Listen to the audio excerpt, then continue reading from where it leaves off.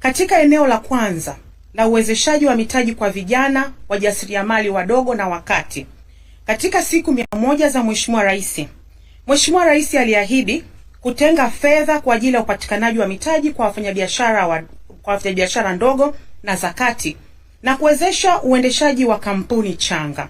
Kwa upande wetu sisi wa viwanda na biashara, tumeunga mkono utekelezaji wa ahadi hii kupitia programu mbalimbali kuanzia Novemba 2025 hadi leo Januari 24, 2026.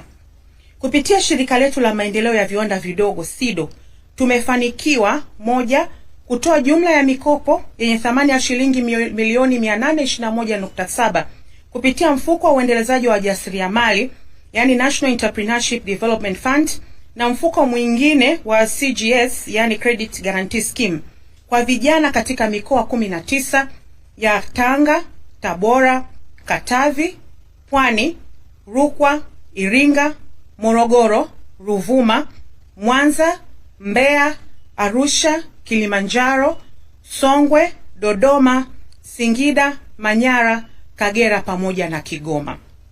Mikopo hii imezalisha viwanda vidogo na kuleta ajira za moja kwa moja 546 katika sekta za viwanda, ufugaji, kilimo, biashara na huduma, na katika hizo 546, ajira 436 ni kwa vijana na ni ajira za moja kwa moja, na hata hivyo zimechangia ajira zisizo za moja kwa moja zaidi ya 1000.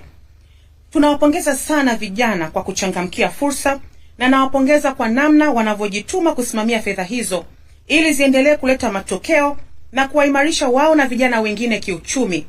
Hatujaishia hapo, tunaendelea kuwalea, na wale watakaoendelea kufanya vizuri tumeweka programu za kuwaongezea mitaji.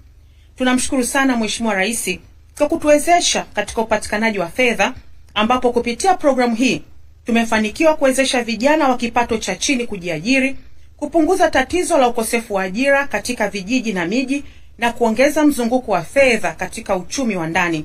Nisisitize, hii ni programu endelevu. Hata baada ya siku 100 tumejipanga na tunaendelea kupanua wigo kupitia programu ya viwanda katika wilaya, kama nitakavyoeleza jinsi ninavyoendelea.